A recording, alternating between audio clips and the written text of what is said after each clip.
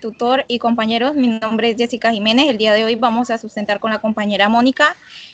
Pertenecemos al grupo 97. El día de hoy vamos a hablar sobre los fundamentos de riego en el municipio de Lejanías Meta.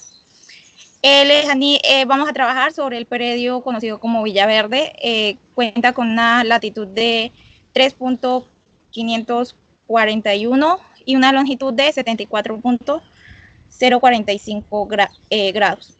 Este predio pertenece al municipio de Lejanías, a la vereda Angosturas del Guape, y su principal fuente de abastecimiento de agua es el río Guapé. El municipio de Lejanías está situado en el noroeste del departamento del Meta, en las faldas de la cordillera oriental. Tiene una altitud que varía entre los 500 y los 750 metros sobre el nivel del mar.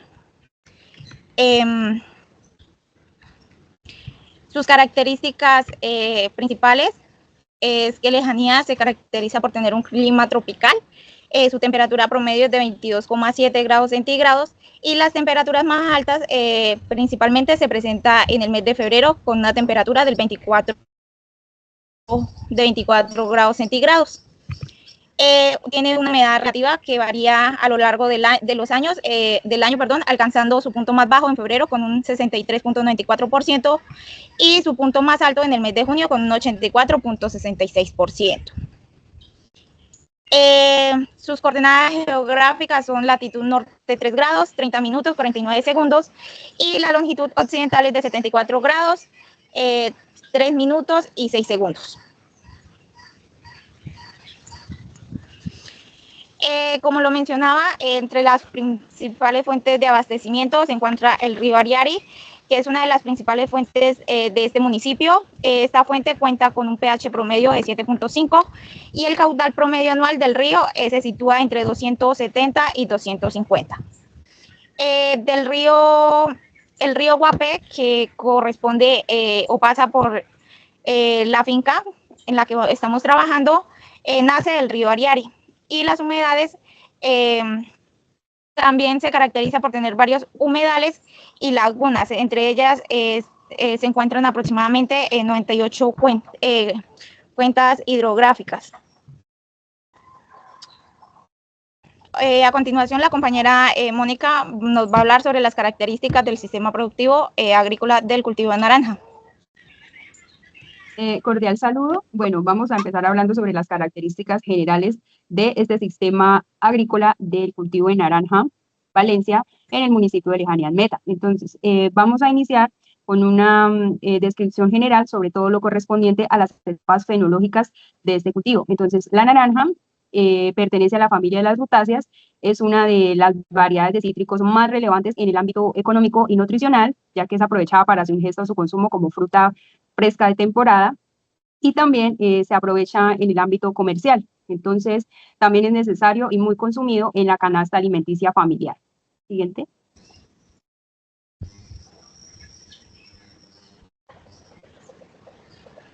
Bueno, entonces, en el piedemonte metense, la naranja Valencia tiene una floración principal que empieza junto con la temporada anual de lluvias. Esta temporada es, bueno, como hacia el mes de marzo, y después de eso, antes de esa temporada, desde la floración, la naranja tiene que haber pasado por 3 meses anteriores de un verano o de un déficit hídrico, y posteriormente a esta floración inicia la cosecha principal. Esta cosecha principal se recoge hacia los meses de noviembre a diciembre, es decir, 9 meses después de haber estado esta floración principal, o también depende de los factores del tiempo de lluvias. Ocasionalmente se puede presentar una floración atemporal que se da en agosto o septiembre. Esta floración es más baja, menos intensa que la floración principal. La cosecha que da esta floración se denomina mítica y se recoge durante los meses de junio y agosto, pero del año siguiente.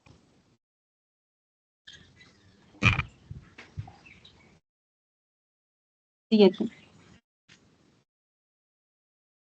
Bueno, como podemos observar en pantalla, tenemos el ciclo fenológico anual de la naranja. Presentamos las 3 principales fases, que son la fase vegetativa, de la fase de cuajado y crecimiento del fruto, y el crecimiento y desarrollo del fruto, que es la última fase. Entonces, la fase vegetativa es aquella que nos representa un crecimiento continuo de las estructuras vegetativas, como lo son las hojas, las ramificaciones y las espinas.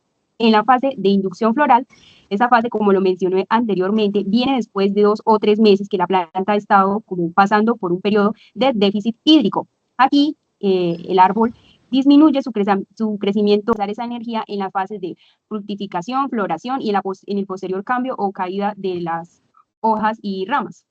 Después viene la floración. Este periodo dura aproximadamente de 1 a 2 semanas y consiste básicamente en el desarrollo morfológico y histológico de los meristemos vegetales para que estén completamente listos para la floración.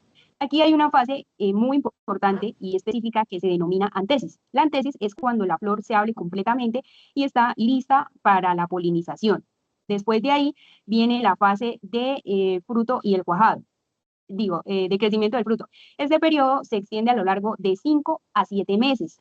Este periodo es después de que ocurre la polinización y fecundación, y aquí el fruto presenta un crecimiento constante y un desarrollo celular activo.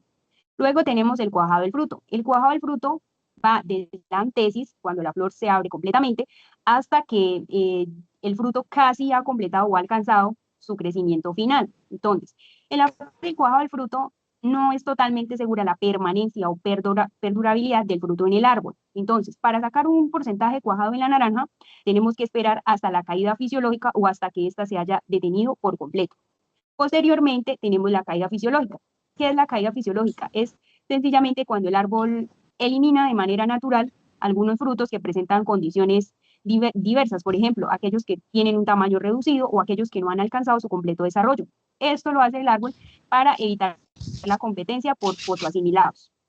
Bueno, en el crecimiento y desarrollo del fruto, este proceso va desde la polinización hasta el final de la caída fisiológica. Entonces, aquí el fruto presenta un crecimiento constante que está propiciado por la división celular. En la segunda fase, el fruto continúa con el desarrollo de sus tejidos internos. Posteriormente tenemos la fase de maduración. Esta fase dura un promedio de 2 a 3 meses. Aquí es cuando ya observamos los cambios característicos externos e internos del fruto, como lo son la textura, el color, el aroma y el tamaño. Y este vendría siendo ya la última etapa donde el fruto alcanza su punto máximo en la escala de crecimiento. Posteriormente tenemos la fase de senescencia. Esta fase es diferente, pues se puede extender un periodo de varios meses, y es cuando el árbol ya disminuye su funcionamiento fisiológico, se prepara para un próximo ciclo de producción y se concentra como en conservar sus energías y nutrientes. Siguiente. Bueno, aquí pues como podemos observar en pantalla, esta es la escala extendida, es una fase ya como más teórica sobre las etapas fenológicas de la naranja. Entonces observamos unos códigos, esos números representan una etapa determinada y sus fases. Entonces observamos lo que es la germinación, el desarrollo de las hojas, floración, cuajado de frutos, desarrollo del fruto, madurez y senencia, que como les mencioné anteriormente, ya vendría siendo la última etapa. Siguiente. Bueno, aquí hay un factor muy importante para asegurar un buen desarrollo en el establecimiento de un cultivo de naranja. Entonces, según observamos, la profundidad radicular es un factor importante. Aunque la naranja es un cítrico que se adapta a diversa variedad de suelos, sí es importante y es fundamental considerar la profundidad de los suelos que puede alcanzar para un buen desarrollo de las raíces. Tenemos que tener en cuenta que el 77% de las raíces en los cítricos se van a encontrar dentro de los primeros 30 o 60 primeros centímetros pues del suelo. Entonces, ¿por qué motivo? Porque esta es la zona radicular más activa. Entonces, pues la profundidad radicular es un factor que ayuda a absorber aquellas reservas de agua y los nutrientes que están presentes en el suelo. Entonces, las raíces a modo general pueden llegar a profundidades de 80 o 1.5 metros, 80 centímetros. Y entonces, basándonos en esta información, podemos concluir que la profundidad mínima para el cultivo de naranja debe ser de 1 a 2 metros.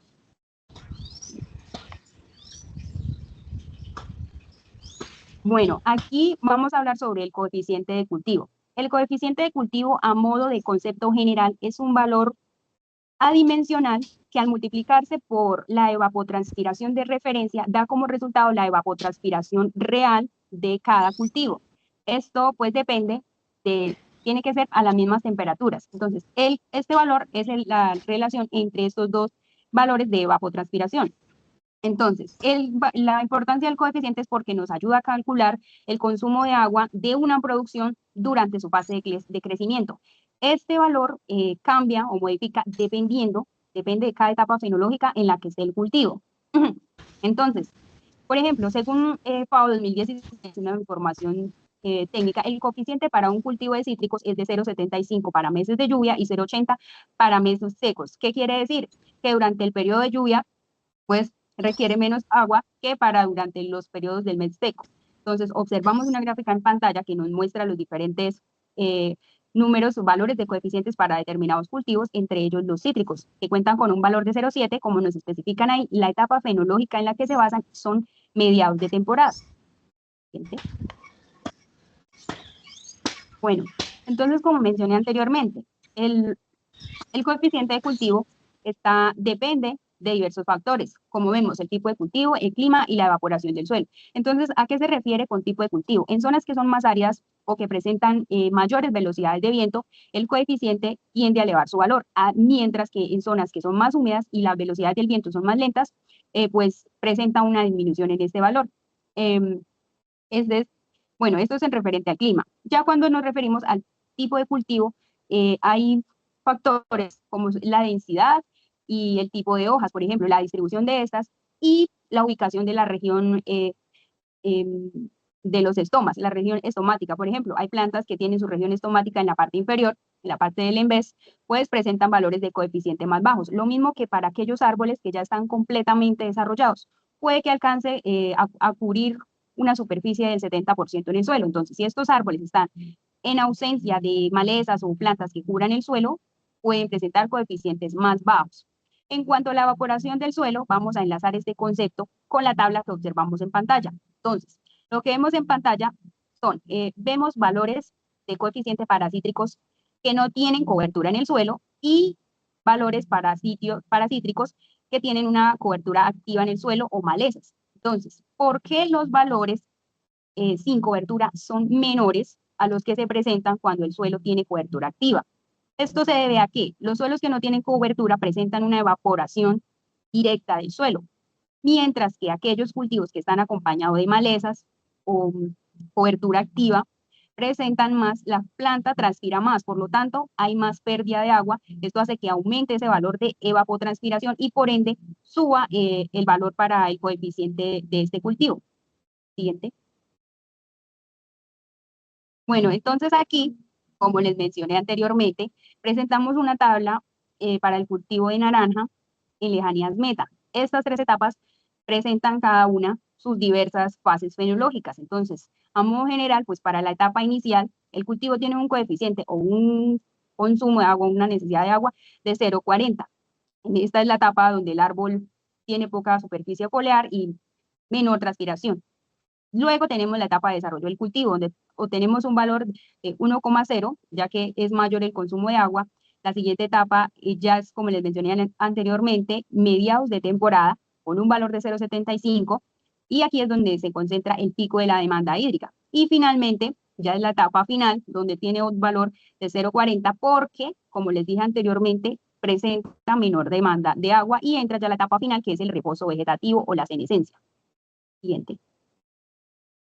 Bueno, otro valor importante es la densidad de siembra. Entonces nosotros decimos que para este cultivo de naranja Valencia manejaremos un espaciamiento de 6 metros entre planta, 7 metros entre hilera. Aproximadamente esto nos da un valor de 18,38 árboles por hectárea. Entonces, en este marco de plantación nos permite un adecuado desarrollo radicular, que hace parte de los factores anteriores, el desarrollo aéreo y facilita la captación de luz, porque hay mayor espacio, manejo agronómico y la circulación de aire dentro del cultivo. Bueno, la siguiente fase que les voy a exponer, se trata de las propiedades del suelo. Entonces, para el municipio de Lejanas Meta, tenemos que suelen predominar tipos de suelos francoarenosos o francoarcillosos. Esto quiere decir que tienen una mezcla de arena, limo y arcilla, con una proporción que permite. Esto Esto nos da características de que presenten un buen drenaje y retención de nutrientes, lo que es favorable para la agricultura y para el cultivo de naranja, que es el que se establece. Siguiente. Bueno, otra propiedad del suelo importante es el contenido de humedad y la capacidad de campo. Entonces, para el municipio de Lejanías Meta, los suelos franco-arenosos o arcillosos generalmente presentan una capacidad de campo que oscila entre el 15 y el 30% de humedad. Después de un evento de saturación, un suelo puede retener entre 15 y 30 gramos de agua por cada 100 gramos de suelo seco. Posteriormente tenemos otra característica importante, anterior. Tenemos otra característica importante que es el contenido de humedad en el punto de marchitez permanente. El contenido de humedad en el punto de marchitez permanente generalmente está entre el 5% y el 15%. Esto quiere decir que cuando el suelo alcanza este punto, tiende a contener entre 5 y 15 gramos de agua por cada 100 gramos de suelo seco. Bien. Otro factor es la densidad aparente. En los suelos del municipio de Lejanías suelen tener una densidad que varía entre los 1.2 y 1.6 gramos por centímetros cúbicos. Esto refleja que las partículas de arena, limo y arcilla influyen en si el suelo es compacto o el tipo de porosidad que presenta. Por ejemplo, un suelo que tiene mayor densidad aparente suele ser más poroso y ayuda a facilitar el movimiento de agua y aire, mientras que un suelo que tiene menor densidad es más compacto, pero ofrece mayor estabilidad estructural. Pero digamos que un factor en contra es que restringe ese crecimiento radicular y la infiltración de agua, que es lo que necesitamos, que son variantes importantes para el cultivo de naranja. Anterior. La velocidad de infiltración básica. Entonces, este factor es dependiente de la estructura y de la textura y del contenido de materia orgánica que esté presente en el suelo. Por ejemplo, en el municipio de Lejanías, los suelos pueden tener una velocidad de infiltración que es variable entre 1 y 10 milímetros por hora. Entonces, los suelos que son más arenosos tienden a tener mayor velocidad de infiltración debido a sus grandes partículas y poros. Entonces, quiere decir que el agua se infiltra más rápido, mientras que los suelos que son de contenido arcilloso tienen una velocidad más baja o más lenta debido a que sus partículas son más pequeñas, compactas y pueden ser más densas. Y la profundidad efectiva del suelo, encontramos que para los suelos de este municipio, pues tienen una profundidad efectiva que está entre los 50 y los 150 centímetros. Los suelos que son más profundos favorecen el desarrollo de las raíces y un acceso más fácil o más eficiente a los nutrientes del agua que se encuentra dentro de la misma superficie. Y esto pues beneficia el crecimiento de la planta. Mientras que los suelos que tienen una menor profundidad pues evitan o restringen este crecimiento radicular y pues son una limitante para la disponibilidad de agua y nutrientes para las plantas. Entonces, pues, como les mencioné anteriormente, en conclusión, la naranja necesita suelos profundos, que estén ricos en materia orgánica, que tengan buena capacidad para que puedan absorber los nutrientes y los minerales que estén presentes en la superficie. A continuación, mi compañera Jessica les va a exponer la siguiente parte. Bueno, teniendo en cuenta cada uno de los datos mencionados anteriormente, vamos allá a la lámina de agua aprovechable para el municipio de Lejanías. Para ello, tomamos en cuenta el análisis de suelo que mostró la compañera anteriormente, donde nos dice que cerca o en el predio que vamos a trabajar cuenta con un porcentaje de arcilla del 30%, un porcentaje de arena del 28% y de limo de 42%. Esto nos debe dar un total del 100%. Teniendo en cuenta estos datos, con la fórmula que se ve en pantalla, determinamos que la capacidad de campo es del 25,11% y el punto de marchitez permanente que es del 13,6%. También vamos a utilizar la profundidad de la raíz. La compañera mencionaba que para el cultivo de naranja varía entre 80 entre 80 centímetros a 1.5 metros. Entonces, los vamos a trabajar en milímetros. Para esto nos da un total de 1500. Teniendo en cuenta el valor de la textura del suelo, el campo de humedad y el punto de marchitez, procedemos a determinar finalmente la lámina neta de agua aprovechable. Para ello se determina este valor de la lámina neta, nos da un valor del 85,97 milímetros que necesita el suelo.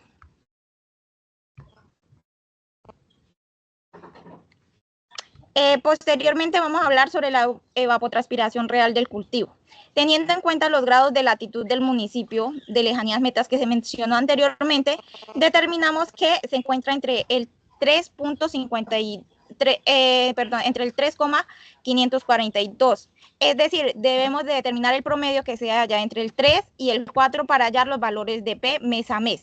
Entonces, ¿qué hacemos? Realizamos un promedio mes a mes, los cuales son estos que se encuentran en la parte inferior de la primera imagen, donde nos dice que para el mes de enero es de 8.37, para el mes de febrero es de 7.57 y así sucesivamente. La evapotranspiración real del cultivo, medida en milímetros por mes, se calcula utilizando los valores de la evapotranspiración de referencia, es decir, para determinar finalmente los valores del cultivo real, debemos de determinar primero los valores anteriores para conocer, ya que para hallar la evapotranspiración real del cultivo vamos a necesitar ambos valores hallados anteriormente. Y se calcula utilizando los valores de la evapotranspiración de referencia y el coeficiente del cultivo, que era lo que anteriormente la compañera Mónica nos estaba sustentando. Estos valores representan la cantidad de agua que el cultivo de naranja pierde a través de la evapotranspiración del suelo y la transpiración de las plantas. Este valor es crucial para determinar las necesidades hídricas del cultivo, es decir, cuál es la cantidad de agua que va a necesitar nuestro cultivo de naranja mes a mes, y para así mismo planificar de manera correcta y de manera eficiente el sistema de riego. En este caso nosotros estamos trabajando con un sistema de riego que es por goteo. En los meses la frecuencia de riego se determinó mes a mes y nos dice que en los meses más cálidos, que corresponde a los meses de enero a julio, la evapotranspiración es alta, lo que aumenta la demanda de agua y requiere riego más frecuente, que puede variar entre cada 16 a 22 días el regar el cultivo. En cambio, en los meses más fríos, que son los meses de agosto a diciembre, la evapotranspiración disminuye, por ende el cultivo no va a necesitar tanto riego tan consecutivo, sino que en vez de aplicar más seguido, como es en los meses de enero a julio, que se aplica de cada 16 a 22 días, en estos meses se van a aplicar cada 41 a 42 días. El tiempo de riego. Para el tiempo de riego se utilizan los valores calculados anteriormente. Para ello, se muestra que en los meses más cálidos, que son los meses de enero a julio, donde la evapotranspiración es mayor, se requiere más tiempo de riego, es decir, va a aumentar más las horas de riego por mes. Y en contraste, en los meses más fríos, como son los meses de agosto a diciembre, la demanda de agua disminuye, reduciendo el tiempo de riego, es decir, se puede regar de 724 a 752 horas, mientras que en los meses más cálidos va a requerir 1922 horas, supongamos, que son los valores que estamos hallando, teniendo en cuenta las fórmulas que se muestran en pantalla.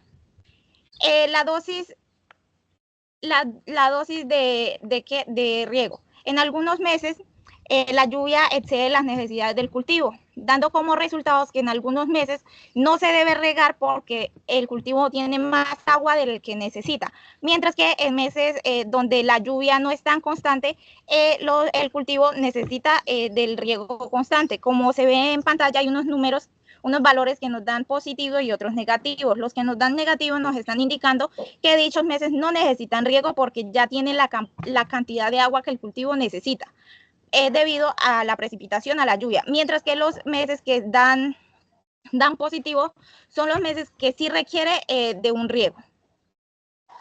Podemos concluir que para los diferentes cultivos, teniendo en cuenta, digamos, el cultivo de naranja, si se va a establecer un sistema de riego en lejanías, no va a tener los mismos requerimientos si vamos a montar un sistema de riego en el municipio de Maní. Hay que tener en cuenta la lluvia, la precipitación, la evapotranspiración para manejar un correcto sistema de riego, ya que no todos puede ser el mismo cultivo, pero dependiendo las necesidades del municipio, del clima, podemos implementar otros sistemas de riego como es la aspersión. Entonces debemos de estudiar paso a paso las necesidades que requiere tanto el suelo así como el cultivo que vamos a trabajar. Muchísimas gracias.